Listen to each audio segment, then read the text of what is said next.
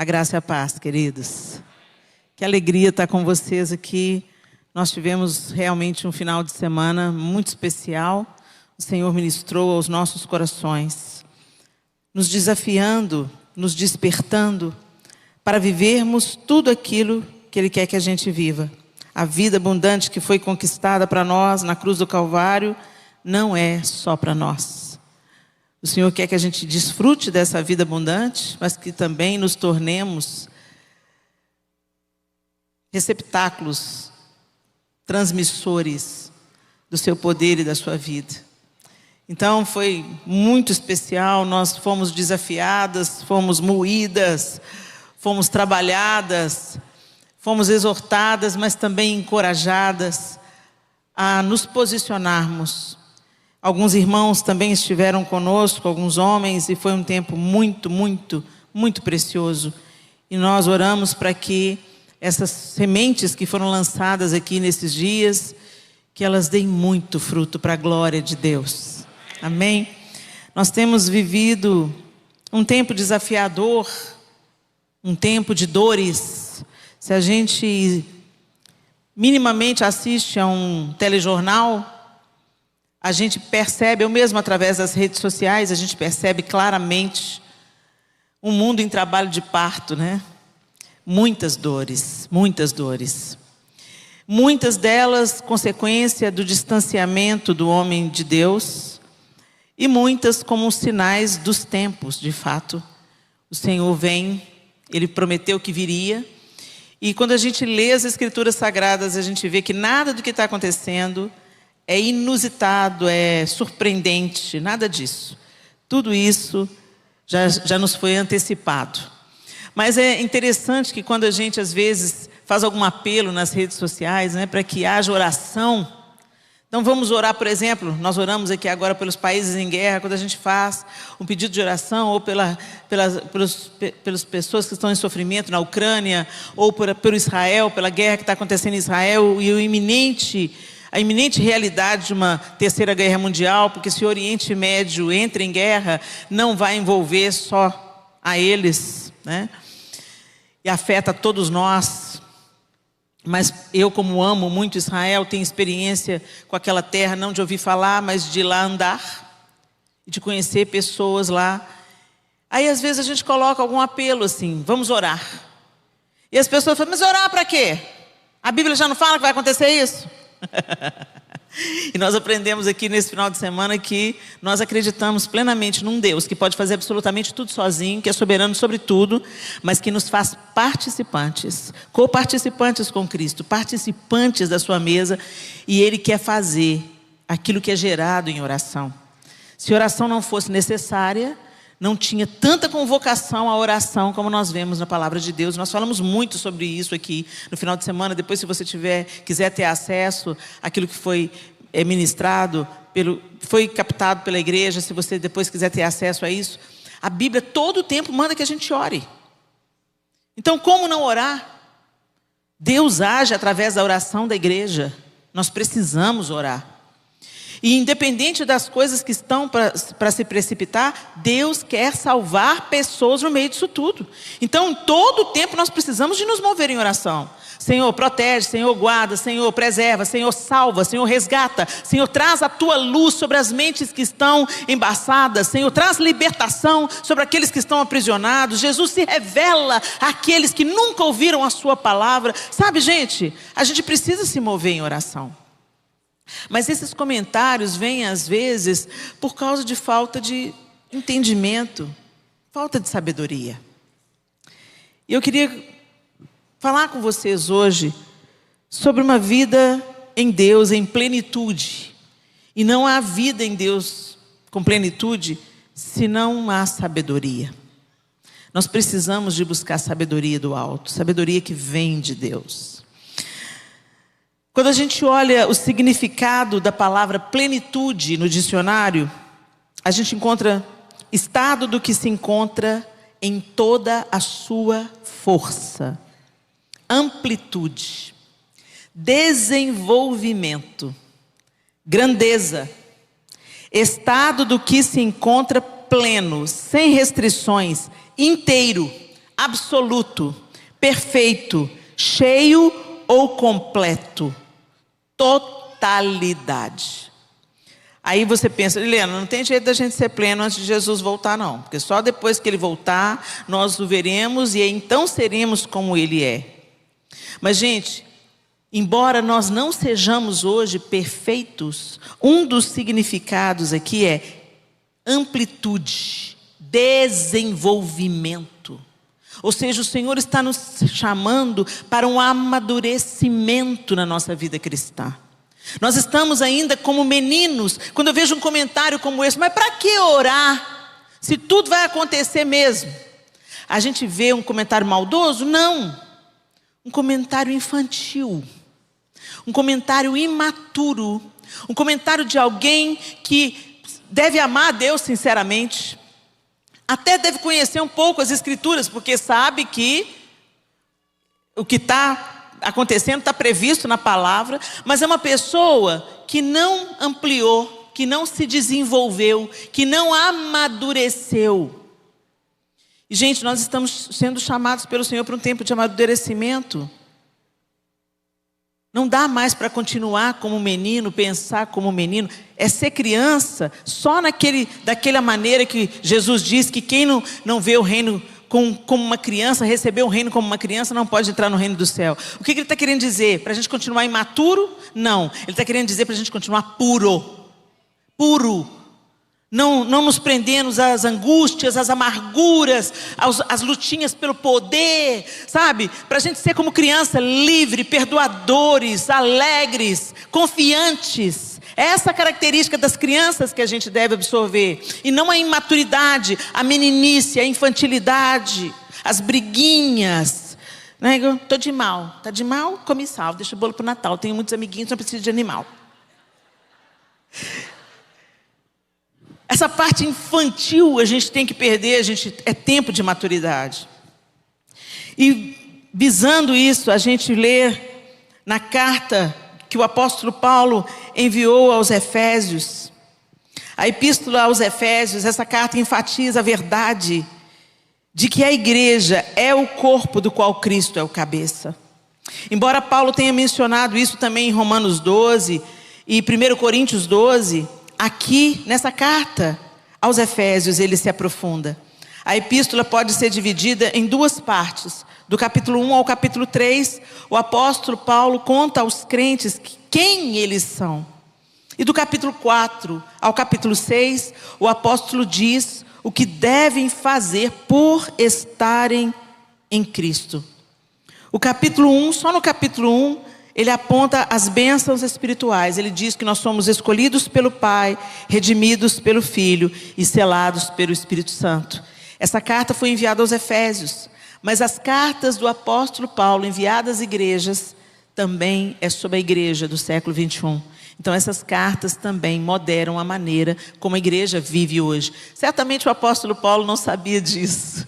Que as cartas que ele escreveu lá para as igrejas na Galácia, para Éfeso, aos Coríntios, talvez ele não tivesse ideia de que a igreja aqui, do outro lado do mundo, em pleno século 21, iria estar sendo orientada pelo poder de Deus e do Espírito Santo, através daquelas cartas que ele enviou à igreja na Ásia.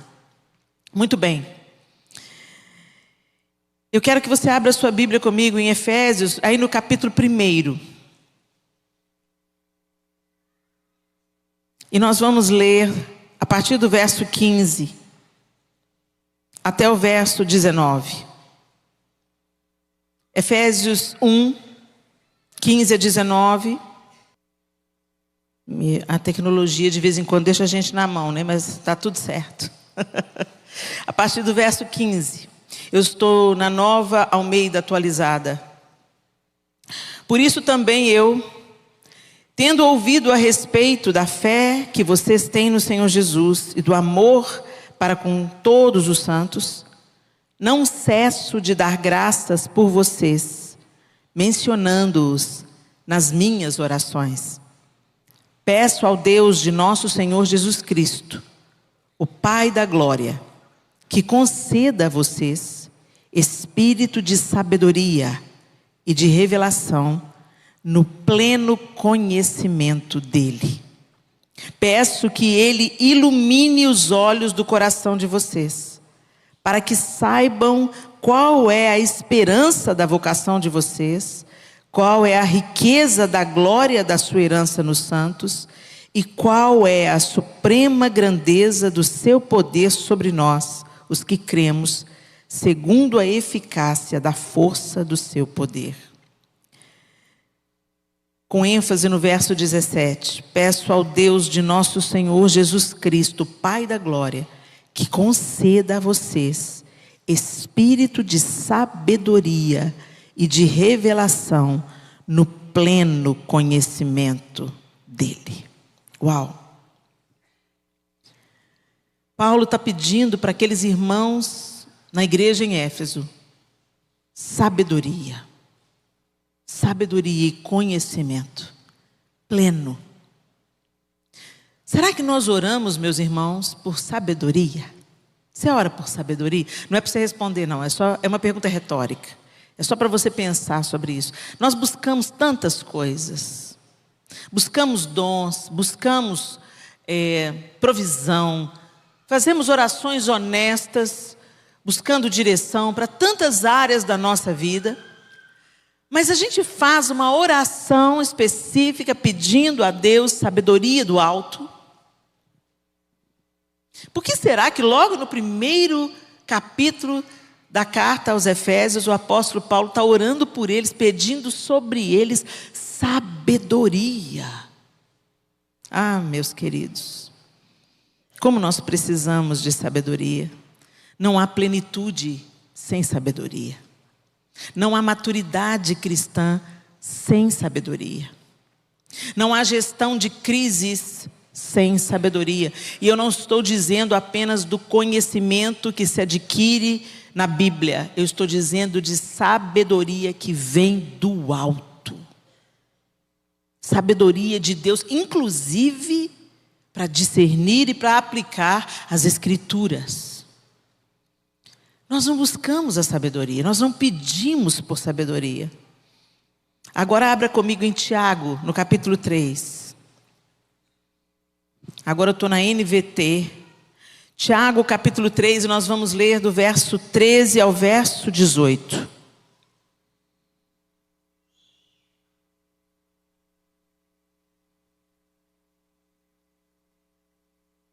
Tiago, líder da igreja em Jerusalém, um dos irmãos de Jesus, discípulo do Senhor.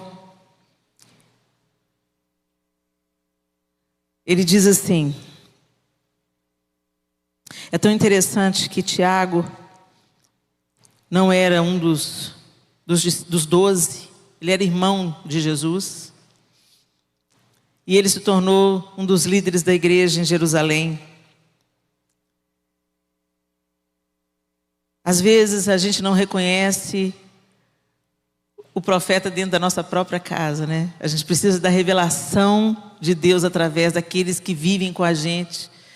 Tanta gente já viu quem você é, a bênção que você é, mas às vezes quem está morando debaixo do mesmo teto com você não percebe isso, né?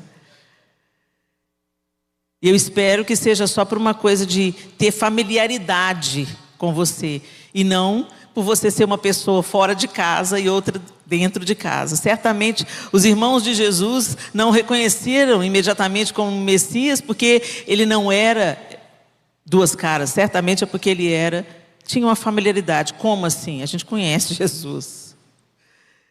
Ele está aqui com a gente desde pequeno. Desde que a gente nasceu, Jesus está aí, ajudando mamãe, papai.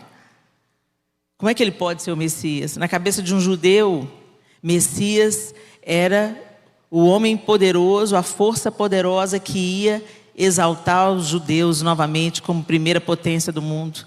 Era um Messias político. Era um Messias que iria libertá-los do poder de Roma, como Jesus. Nascido e criado num ambiente tão simples, poderia ser o rei. Mas aí na sua carta, Tiago diz, se vocês são sábios e inteligentes, demonstrem isso vivendo honradamente realizando boas obras com a humildade que vem da sabedoria. Mas se em seu coração a inveja amarga e a ambição egoísta, não encubram a verdade com vanglórias e mentiras, porque essas coisas não são a espécie de sabedoria que vem do alto. Antes são terrenas, mundanas e demoníacas. Pois onde há inveja e ambição egoísta, também há confusão e males de todo tipo. Mas a sabedoria que vem do alto é, antes de tudo, pura, também é pacífica, sempre amável e disposta a ceder a outros, é cheia de misericórdia e é fruto de boas obras, não mostra favoritismo e é sempre sincera. E aqueles que são pacificadores plantarão sementes de paz e ajuntarão uma colheita de justiça. Esse texto é tão poderoso, meus irmãos, que ele aponta para a gente um tipo de sabedoria que não é a sabedoria que vem do alto. E você certamente deve conhecer alguém que estuda muito, alguém que tem muito conhecimento, alguém às vezes que fez mestrado, doutorado, pós-doutorado. Tem gente assim que tem essa habilidade de estudar, de captar as coisas. Eu admiro e respeito demais essas pessoas. Mas talvez você já conheça alguém que tenha formações lá em cima, muitos diplomas, mas nenhuma sabedoria do alto. Uma pessoa que sabe falar, sabe articular, sabe convencer, mas uma pessoa tola.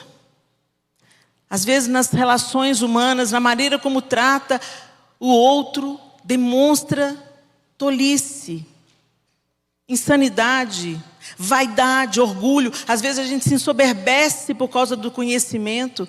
E Tiago está dizendo para a gente que tem dois tipos de sabedoria, que não é a mundana, demoníaca e terrena. Interessante, terrena, mundana e demoníaca. É tão interessante. Às vezes também você já teve aí alguma notícia de alguém que é muito mestre, mas usa tudo que sabe para proclamar o ateísmo, a incredulidade, para confrontar a fé de outros. É uma pessoa capaz, inteligente, mas usa tudo aquilo contra a fé, como se fosse irreconciliável ciência e fé. Gente, nem sempre houve esse divórcio, essa separação entre ciência e fé. Isso é uma coisa historicamente recente. Aliás, se você vai no Museu da Bíblia em Washington, você vai ter várias referências a cientistas, estudiosos. Está lá a estátua de Isaac Newton. E você pensa, mas qual que é a conexão? Não havia esse divórcio. Mas o próprio apóstolo Paulo alerta que o conhecimento ensoberbece. Então, o problema, gente, nunca é o conhecimento.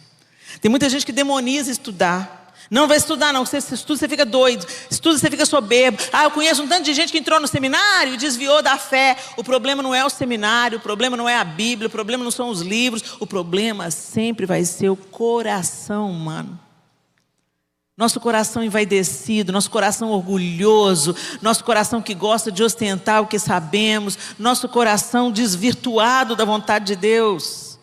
É isso que estraga, não é conhecimento.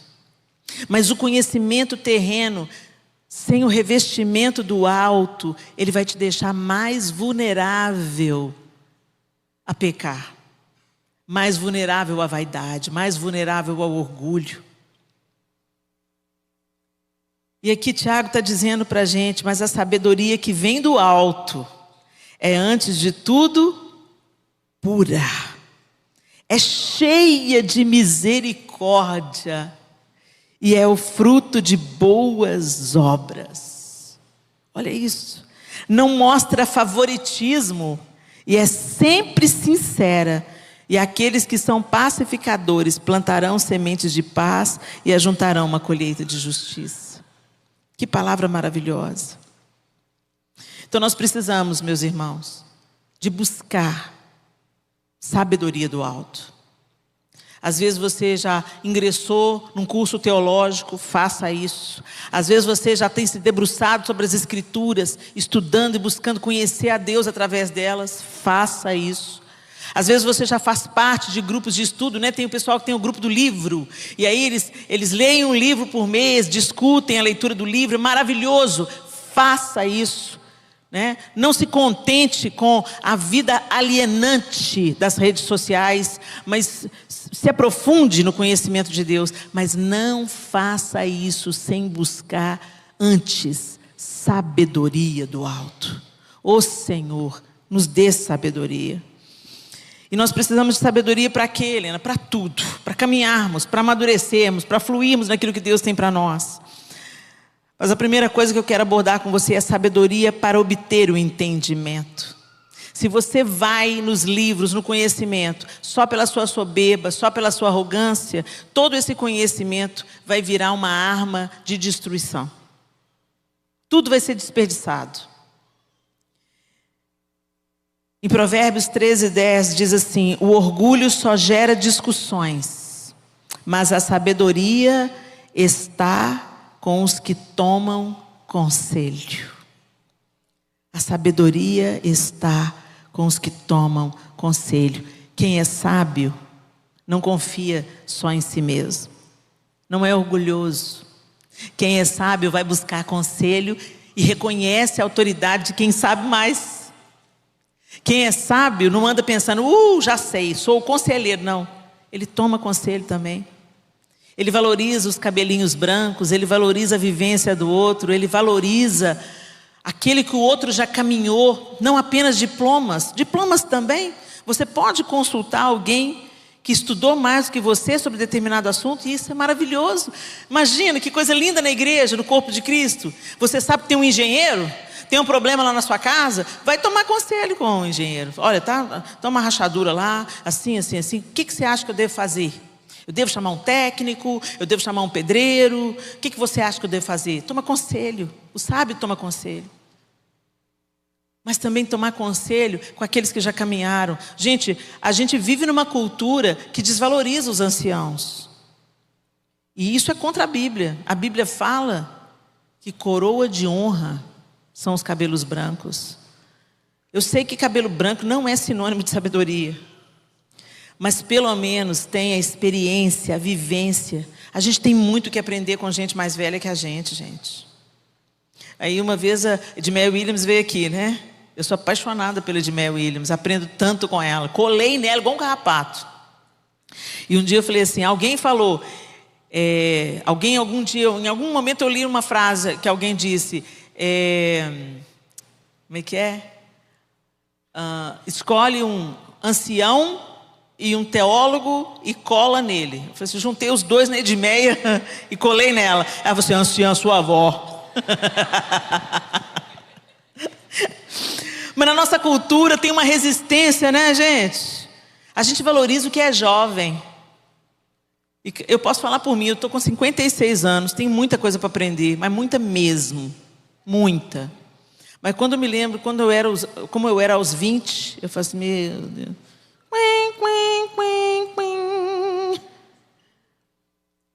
A gente tem muita energia, muito vigor, muita força, muita vontade, mas muita tolice.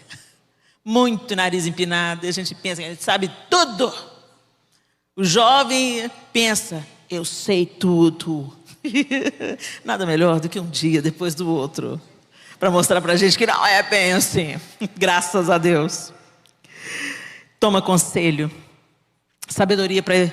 Então, a sabedoria que quer obter entendimento, ela toma conselho. Provérbios 15, 31 e 32 diz, quem ouve a repreensão construtiva terá lugar permanente entre os sábios. Quem recusa a disciplina faz pouco caso de si mesmo, mas quem ouve a repreensão obtém entendimento. Nós precisamos dessa sabedoria. Meu Deus, a pessoa vem exortar a gente, vem chamar a atenção da gente, a gente já sai batendo na porta, batendo o pé, orgulho gritando aí. Se alguém está te oferecendo uma dica, um conselho, fala assim, olha, você errou nisso aqui. Que riqueza que é isso, gente? Que riqueza! Sabe por quê? Você não vai continuar errando. Você estava errando. Mas agora alguém diz, ó, esse caminho aqui não é bom. Para que você vai tentar?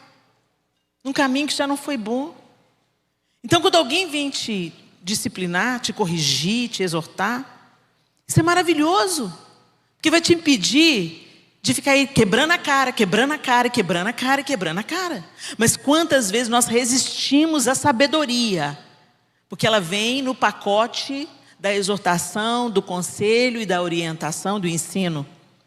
E a gente acha que já sabe tudo e não tem nada para aprender. Isso é orgulho, gente. E o orgulho é inimigo da sabedoria. Agora, aquele que deseja obter sabedoria, ele abaixa a orelha e escuta o conselho e a orientação. Quantas dores eu podia ter evitado na minha vida se o meu orgulho não tivesse me atrapalhado tanto. Quantas vezes a gente fica dando volta no deserto por causa do orgulho do nosso coração, da obstinação e da cegueira a respeito daquilo que a gente precisa aprender. A gente precisa de sabedoria para falar. Então, primeiro ponto, a gente precisa de sabedoria para obter entendimento, seja através do conselho, da exortação de outras pessoas ou da própria Escritura Sagrada. Depois a gente precisa de sabedoria para falar. Porque eu falo muito, gente. E como a Bíblia mesmo diz, quem fala muito peca mais. Como eu queria ficar mais caladinha, Jesus. A gente fala demais, fala o que não precisa, fala o que não edifica. Dá muito a nossa opinião, abre muito a boca. A gente precisa de desenvolver ouvidoria, sabe, gente? E aprender a falar, para quando a gente falar, abençoar o outro. Provérbios 13:3 diz assim: quem guarda a sua boca, guarda a sua vida. Mas quem fala demais, acaba se arruinando. Provérbios 25:11, a palavra proferida no tempo certo é como frutas de ouro incrustadas numa escultura de prata. Que lindeza! A palavra no tempo certo, ela tem beleza, tem valor, tem riqueza. E para isso, gente, a gente precisa de sabedoria do alto. A gente até tenta, baseado nas nossas próprias intenções, até na educação que os pais da gente deram para a gente tenta falar o que é certo, na hora certa, mas cá entre nós, quem é que nunca tropeçou na língua? Só eu? Eu vivo tropeçando na minha língua. Fala coisa, ai, que vontade de recolher. Volta. Por isso que nós precisamos de sabedoria do alto. A gente, por nossa própria conta, gente, a gente até consegue um certo sucesso. Mas ele tem prazo de validade, ele é curto demais. Mas se nós estamos sendo respaldados e dirigidos pelo Espírito Santo, sabe como o Espírito Santo viesse, vem cá, vem comigo, vem cá. Aí você tivesse aquela vontade de falar o Espírito Santo, calada, caladinha, fica caladinha, tá? A gente precisa de ouvir o Espírito e a instrução do Senhor. E quando a gente começa, a pedir sabedoria de Deus para usar as palavras, Ele dá muita graça. E se a gente continua metendo os pés pelas mãos, é porque Ele fala e a gente não dá ouvido.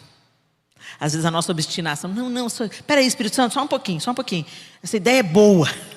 Você pensa que você está arrasando daqui a pouco, mete os pés pelas mãos.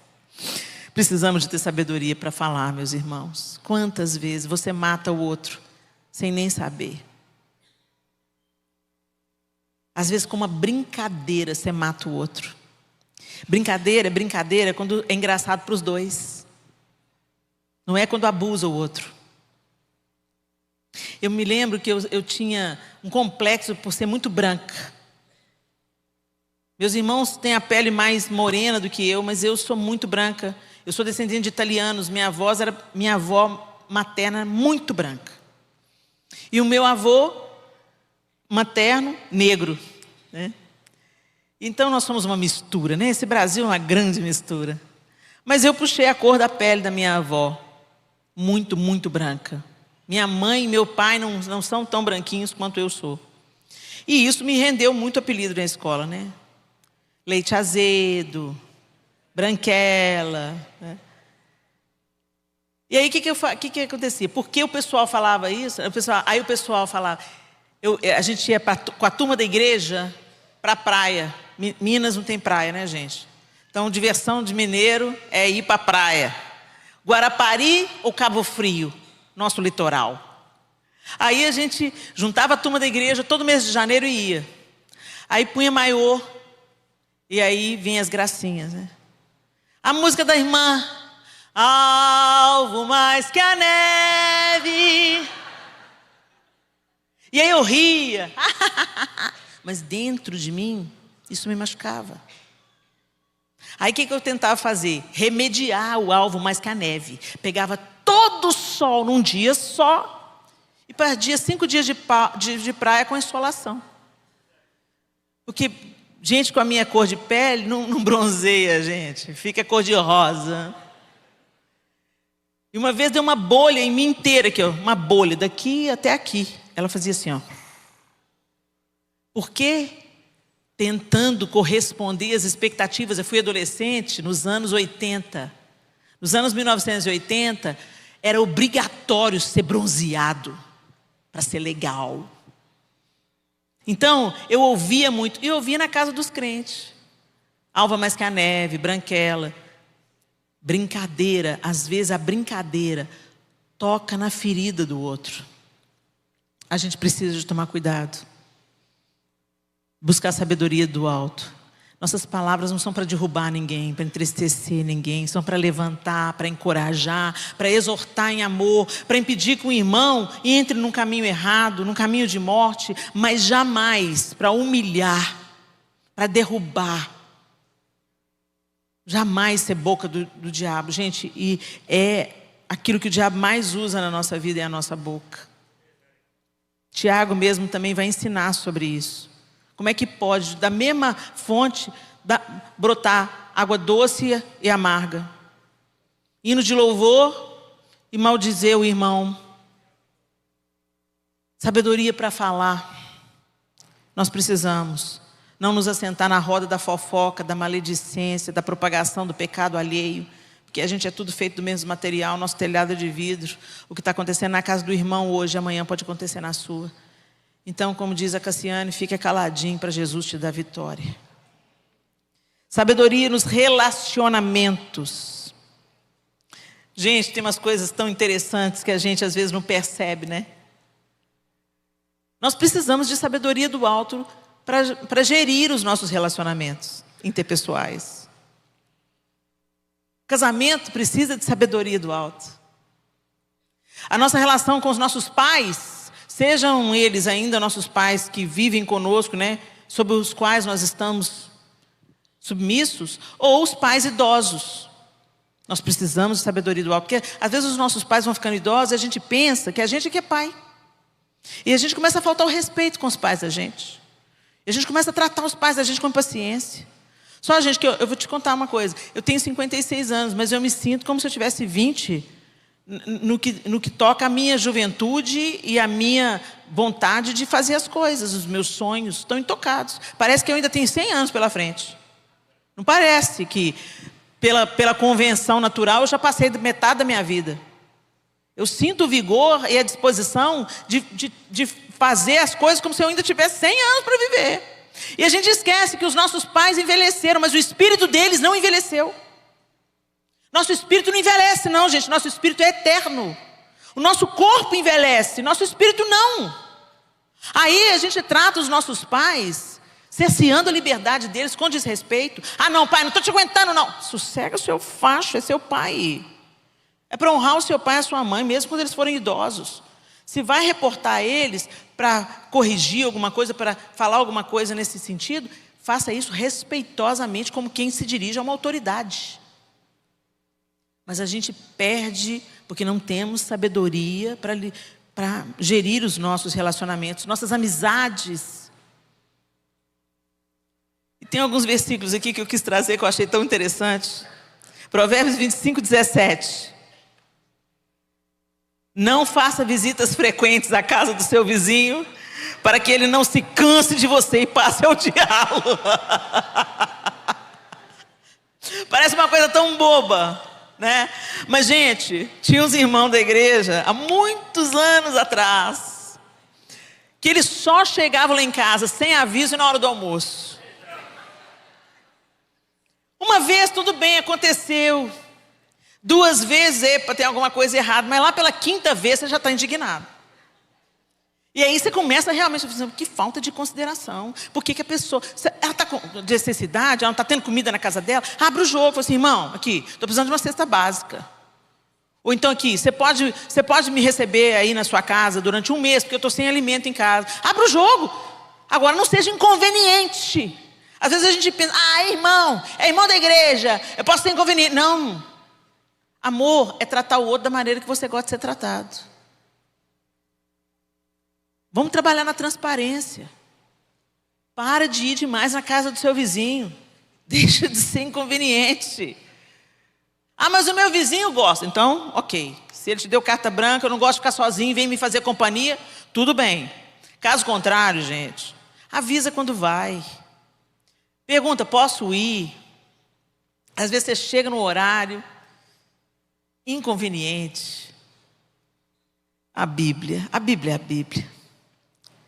Provérbios 25, 21 e 22. Se o seu inimigo tiver fome, dele de comer. Se tiver sede, dele de beber. Fazendo isso, você amontoará brasas vivas sobre a cabeça dele e o Senhor recompensará você. Precisamos de sabedoria do alto para tratar o nosso inimigo com dignidade. É ou não é? Porque se for na nossa vontade, não é isso que a gente faz, não. Mas precisamos que a sabedoria do alto nos dirija. É seu inimigo, fofoqueira, falou mal de você, expôs o seu pecado, aprontou. A roda gigante girou, a miséria chegou lá, o desemprego chegou, está passando necessidade? Vai lá, leva uma cesta. E não vai tripudiar, não. Deixa na porta, ela não precisa saber que é você. Deus sabe. Vocês estão entendendo? Mas quem faz isso em nós? O Espírito Santo em nós. E isso glorifica a Deus. Isso nos amplia. Isso nos faz caminhar, nos amadurece. É isso que o Senhor quer fazer com a sua igreja. Que a gente não seja cativo das nossas preferências e das nossas emoções. Mas que a gente esteja disposto a amar na prática quem às vezes nos prejudica, quando a oportunidade de fazê-lo chegar. E sem esfregar na cara de ninguém. Porque se você esfregou, o dia da minha vitória chegou, já perdeu. Faça, porque é isso que o Senhor manda você fazer. Como alguém que pega pelas orelhas um cão qualquer, assim é quem se mete em discussão alheia. Provérbios 26, 17. Você já experimentou? Está na rua assim, dá de cara com um caramelo, cachorro da rua, sem lei, que anda em bando. Pega esse bichinho pelas orelhas com raiva, para você ver o que vai dar para você. Vai dar ruim, não vai, gente? A mesma coisa é quando você se mete em discussão alheia. Sabe? Você toma um partido, os dois estão brigando. Mas ela está certa. Não faço não. Você se mete para separar. Você se mete para ser pacificador. Não, aqui, vocês estão de cabeça quente. Fulano vai para casa, fulano vai para casa, vai ficar tudo bem. Olha, fica tranquilo. Você se mete para ser o pacificador. Você não se mete para tomar partido. E tem muita gente que se mete em discussão alheia. O marido e a mulher estão em pé de guerra. Aí você toma o partido de um. Daqui a pouco eles fazem as pazes. Eu sei que fica mal. Não estou falando de crime aqui não, deixa eu abrir um parênteses. Eu não estou falando do marido que está batendo na mulher e você chama a polícia para ele não, tá? Eu estou falando dos desacordos que tem às vezes entre marido e mulher. Você toma partido. Por isso, deixa eu abrir um parênteses e falar com marido e mulher aqui agora. Não vai fazer fofoca quando você briga com seu marido, com sua mulher, com o sogro e com a sogra. Para de falar mal do seu marido com sua mãe e com seu pai. Porque você fica bem com ele depois, e seu pai e sua mãe ficam com ódio dele. A não ser que seja uma situação extrema, que você está pedindo socorro, que você está correndo risco de vida, resolva suas questões com seu cônjuge. Para de levar para a família de origem. Porque o seu pai e a sua mãe são seu pai e sua mãe. Eles sempre vão ficar do seu lado. Mesmo quando eles brigam com você. Olha, você trata bem o seu marido que eu te conheço. Mesmo assim, a gente fica do lado do filho e da filha. Então, não traga, sabe? Vocês brigaram lá um dia, um ficou de cabeça quente com o outro. Para de trazer isso para os pais, gente. Isso gera um ruído nos relacionamentos. Para isso, a gente precisa de sabedoria. Sabedoria para o trabalho. Gente, nós precisamos de entender que o trabalho, ele não é um fardo e uma consequência do pecado. Eu já ouvi isso aí, a galera fala assim, o trabalho não é trabalho. Trabalho é consequência do pecado. Do suor do seu rosto. Não, gente. O Senhor já tinha instituído o trabalho antes de instituir a dor do trabalho. Porque Ele mandou o homem cultivar o jardim. É ou não é? Você não cultiva um jardim deitado eternamente em berço esplêndido. Você cultivar um jardim, você cuidar de um jardim, isso é trabalhoso. Tem trabalho. O que veio pós-queda foi o fardo do trabalho, o cansaço do trabalho, a exaustão do trabalho. Mas Deus trabalha, Jesus trabalha. O Senhor não está com os preguiçosos não, gente. Nós precisamos de sabedoria para o trabalho. O que a Bíblia diz sobre isso em Provérbios 14, 23?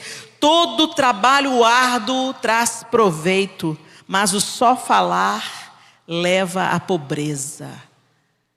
Olha isso. Tem gente que fica brigando com Deus porque, Deus, fulano está prosperando, fulano está avançando, fulano, vida, céus, azar. Arregaça as mangas, vai fazer alguma coisa. Emprego falta, trabalho não. Sempre tem alguma coisa para fazer, gente. O maior número de mulheres que eu tenho escutado com problemas sérios no casamento, uma das queixas mais reincidentes com mulheres com queixas no casamento. Meu marido perdeu o emprego, eu estou trabalhando, já tem mais de 6 meses, eu chego em casa, a casa está uma bagunça, ele não me ajuda nada em casa, não sai para caçar emprego, só fica no joguinho de videogame. Eu não aguento mais esse homem. Gente. Mas Helena, eu estou mandando currículo, mas não arrumo emprego, então arruma trabalho, meu irmão. Vai capinar um lote. Vai fazer alguma coisa. Mas eu não consigo, então deixa a casa um brinco. Sabe, faz alguma coisa de útil e vai orando e buscando de Deus. Senhor, eu sou provedor da minha casa, Senhor, me ajuda, abre uma porta para mim. E enquanto o emprego não vem, busca oportunidades de trabalho. Aqui, só preciso de ajuda para capinar esse lote. A gente vai para os Estados Unidos, tem tanto de brasileiro que sai do país, vai para os Estados Unidos, vai lavar privada lá. Gente com formação. Dentista, médico, enfermeiro, vai para lá e não liga, porque está ganhando em dólar.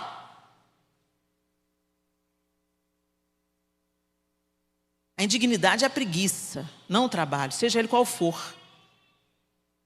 Se você está trabalhando honestamente para trazer sustento para a sua casa, glória a Deus pela sua vida. Seja homem, meu irmão.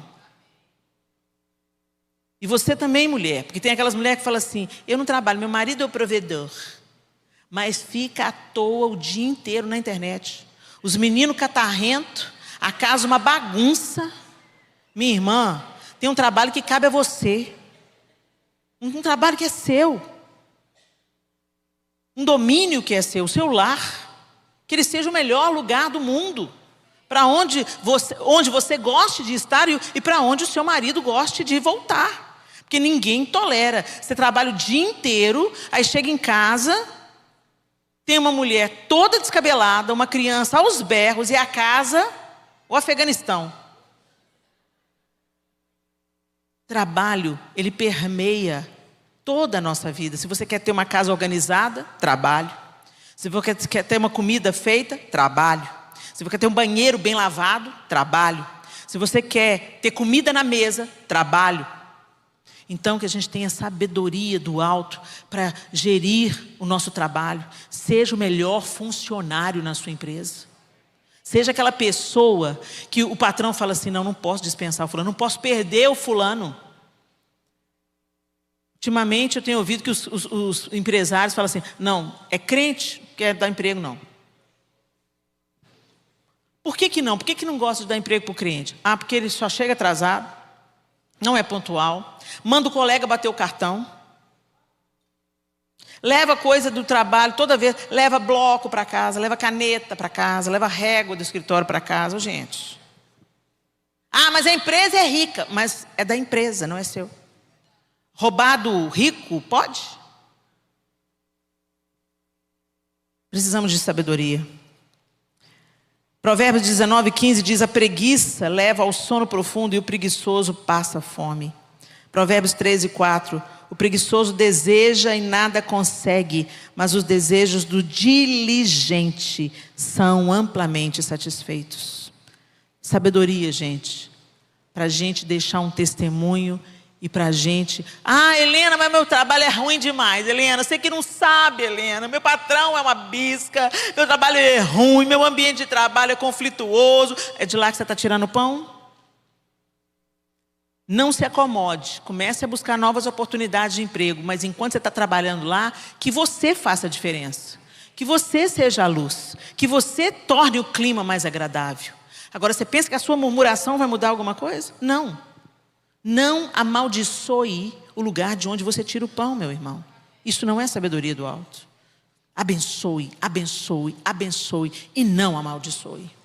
E finalmente, gente, a sabedoria para a ética. O que é a ética?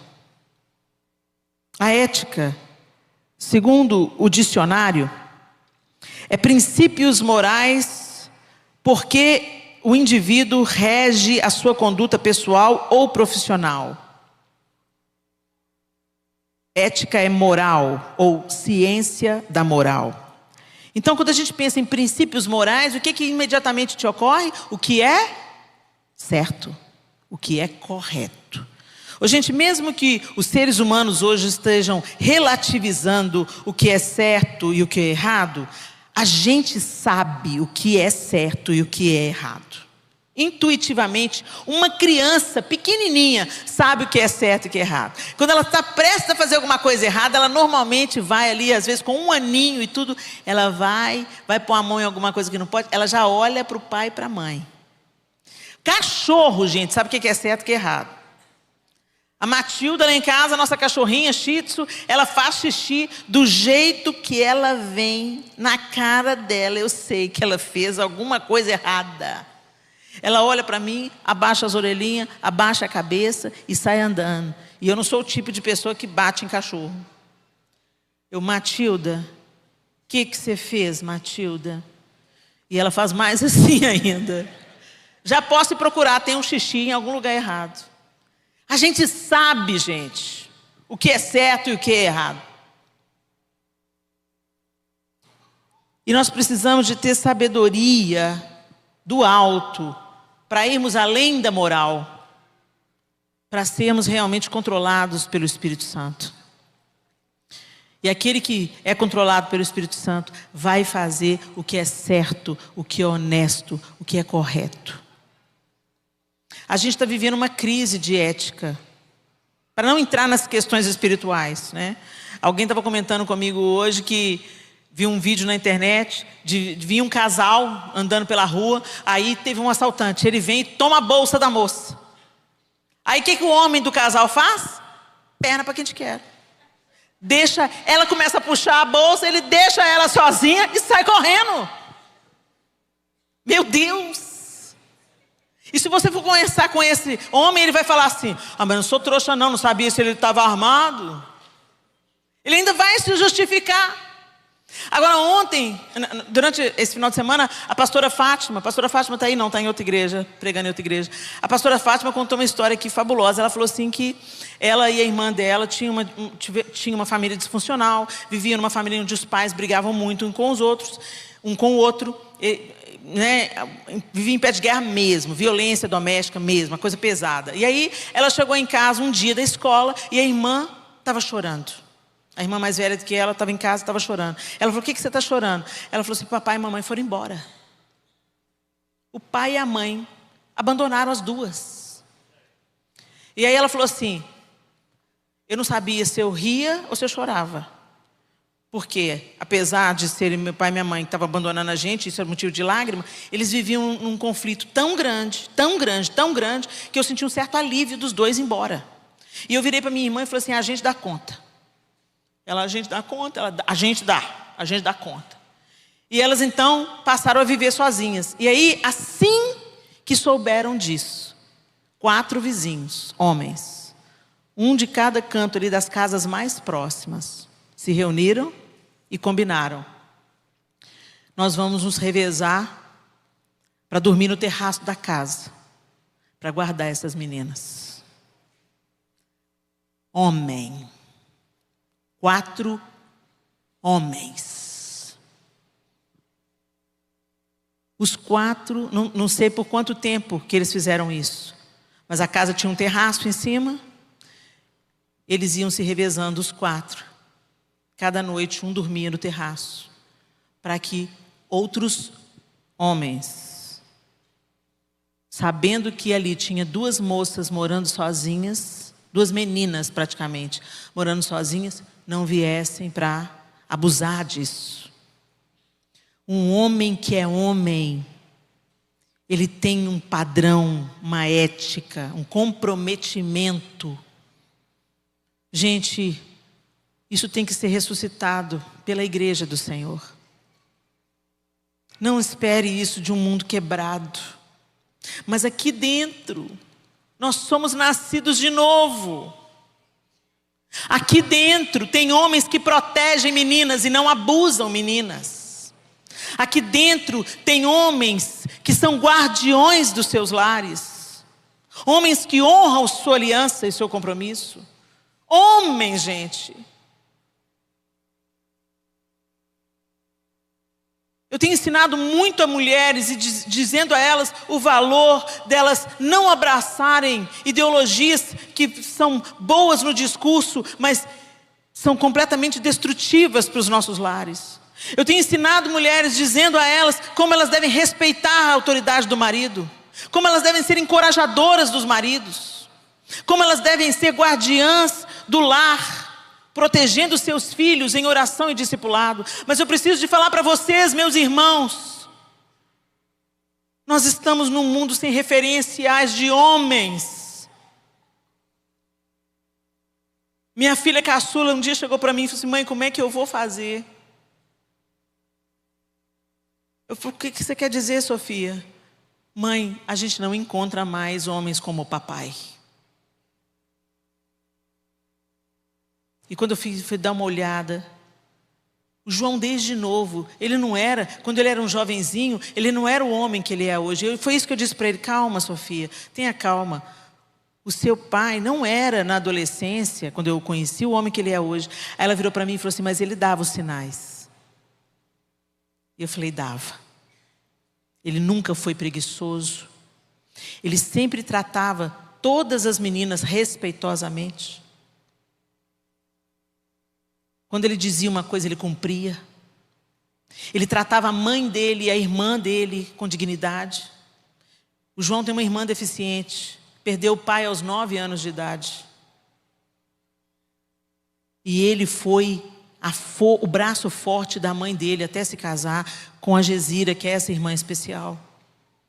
Eu vi o valor naquele jovenzinho de 16 anos que eu conheci. Ele só tinha 16 anos, mas era homem.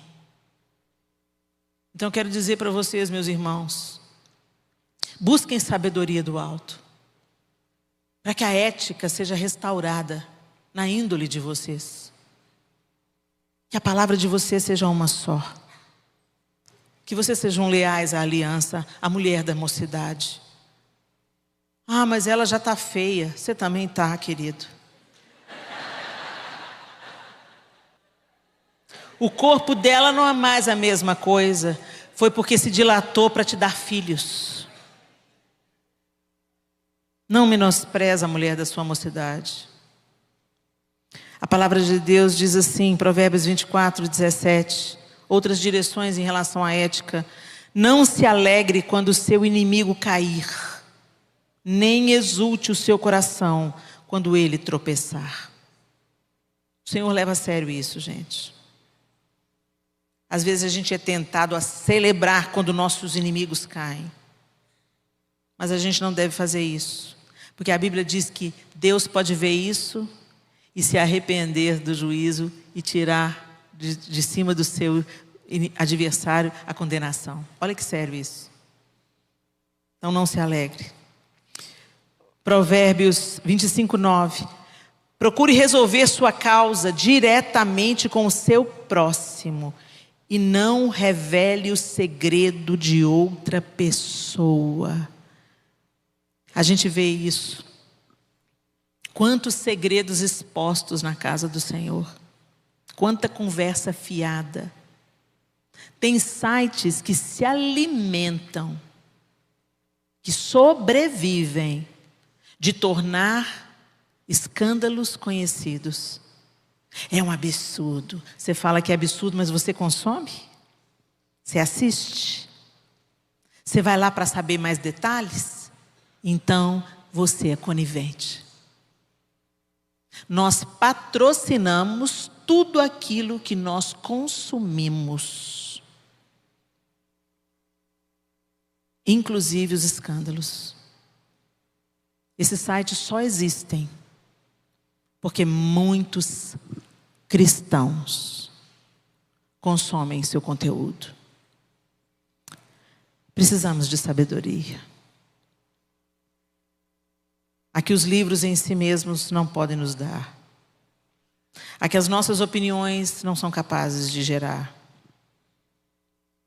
A sabedoria que não encontramos sozinhos, apenas observando.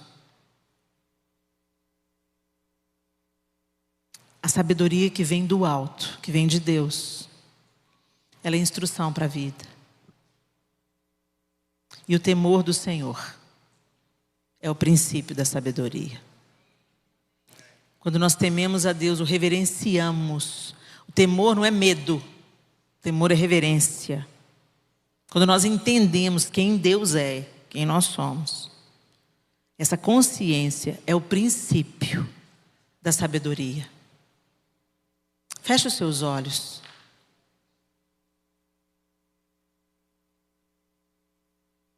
Você tem pedido ao Senhor sabedoria? Você tem visto frutos da sabedoria de Deus na sua vida, na sua casa? Sabedoria para falar, sabedoria para gerir os seus relacionamentos, sejam eles com o seu cônjuge, seus filhos, seus pais, seus avós, com a igreja local. Você tem sido regido pela sabedoria no trabalho, meu irmão? Tem sido diligente, como a Bíblia nos instrui? A sabedoria de Deus tem te ensinado a ser o melhor profissional na sua área? Tem te guiado?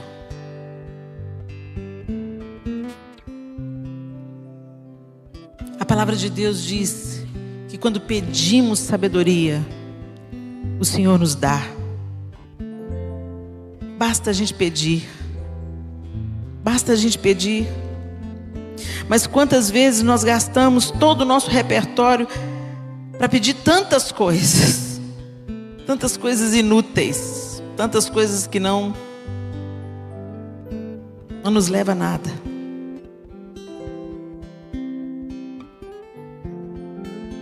O próprio Tiago, no capítulo 5, diz: e se algum de vós tem falta de sabedoria, peça a Deus, que a todos dá liberalmente, e o não lança em rosto, e se lhe é dada. sabedoria. Tiago está afirmando: peça que você vai receber. Se algum de vocês necessita de sabedoria, peça a Deus, que a todos dá com generosidade, sem reprovações, e ela lhe será concedida. Mas muitas vezes nós não recebemos porque pedimos mal. Às vezes você está lidando com um problemão na sua casa, um problemão às vezes aqui na comunhão com os irmãos, com algum irmão aqui da igreja, ou com algum irmão de uma outra igreja. Às vezes você está lidando com um problemão lá no seu trabalho, com a sua sogra, com a sua nora, e você fala com um, fala com o outro, busca a ajuda de um, busca a ajuda de outro, mas não pede a Deus sabedoria para lidar com essa circunstância. E a Bíblia está dizendo para a gente que é só pedir que Ele dá, com generosidade, liberalmente. Ele dá, Ele dá. Mas a gente não pede. Então quero desafiar, encorajar vocês nessa noite, meus irmãos. Busquem sabedoria do alto. Busquem sabedoria do alto. Ela vai equilibrar a vida de vocês, os relacionamentos de vocês, sabe? Deus vai conduzindo, Deus vai ensinando, Deus vai mostrando, Deus vai aparando as arestas, Deus vai te dando estratégia com a sabedoria que só vem dEle. Eu sou grata a Deus pelos terapeutas, pelos psicólogos, pelos psiquiatras. Bendito seja Deus. Deus preparou esses profissionais para os dias turbulentos que nós vivemos. Nós certamente precisamos de ajuda profissional em várias áreas da vida. Mas eu quero dizer para vocês, a primazia deve ser buscar do alto, do trono, sabedoria que vem de Deus. E essa sabedoria vai nos levar ao conhecimento pleno de Cristo. E vai ajustar todos os parafusos que estão frouxos aí. Está faltando sabedoria para permear os relacionamentos. Sabedoria para nos guiar no nosso trabalho. Sabedoria para nos ensinar o que falar e quando falar e como falar, a quem falar. Sabedoria até para confissão de pecados, para prestação de contas. Sabedoria, discernimento. Meus irmãos, nós precisamos buscar a sabedoria de Deus como quem busca uma joia preciosa. Porque na tolice, no nosso próprio conhecimento, a palavra de Deus diz: não te estribes no teu próprio entendimento. O estribo é aquele lugar que você põe o pé para subir no cavalo. Não se apoie no seu próprio entendimento, no seu próprio conhecimento. Não confie no seu próprio conhecimento. Não ponha a sua força, todo o peso do seu corpo. Mas busca ao Senhor. Confia no Senhor. Ele é a fonte de sabedoria para a gestão de tudo que a gente precisa nessa terra. Sabedoria para lidar com as finanças. Sabedoria para escolher um parceiro, um cônjuge. Sabedoria para honrar os pais que às vezes estão numa fase complicada. Sabedoria, sabedoria. Sabedoria para servir na igreja, no corpo de Cristo. Que a partir de hoje, em nome de Jesus, nas nossas listas de oração, no nosso momento a sós com o Senhor, a gente coloque diante dele essa busca. O Senhor quer dar boas dádivas aos seus filhos. Ele fala assim, que Ele nunca vai dar uma cobra no lugar de um peixe, ou uma pedra no lugar de um pão. Ele é um pai amoroso e Ele dá boas dádivas aos seus filhos.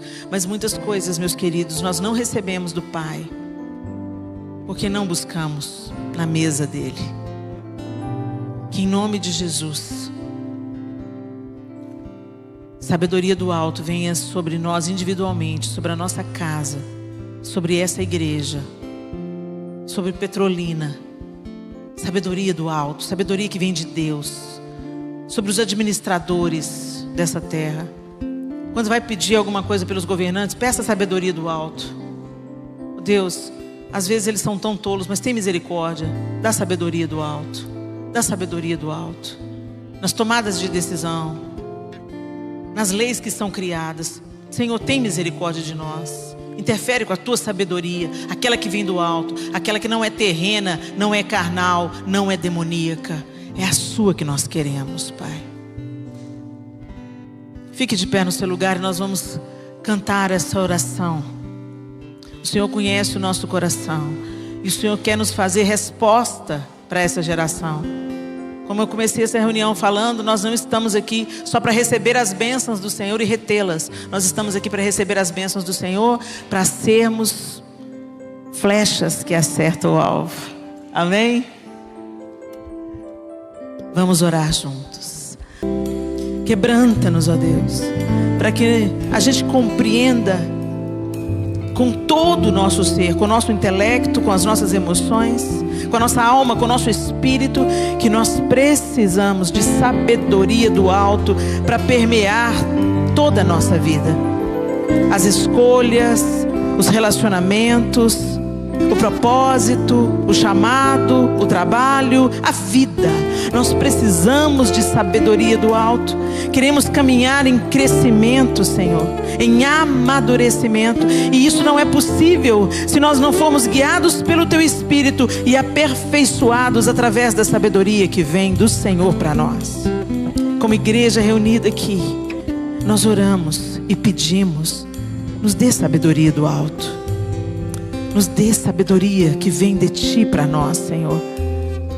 Ministra aos nossos corações, ao nosso intelecto. Ministra sobre nós a Tua sabedoria, Deus. Nós pedimos como igreja reunida aqui. Mas nós queremos também, a partir de hoje, fazer dessa a nossa busca, súplica e oração. Que o Senhor nos dê sabedoria individualmente, para que a gente possa viver a vida de uma maneira que glorifique o Senhor em todas as áreas. Nós louvamos ao Senhor, bendizemos o Teu santo nome, porque a Tua mão nos reuniu aqui e a Tua palavra nos inspira, nos exorta, nos consola e nos convida. Nós buscamos do Senhor sabedoria, pedimos porque cremos que o Senhor nos dará generosamente, abundantemente, para a glória do Teu próprio nome, em nome de Jesus.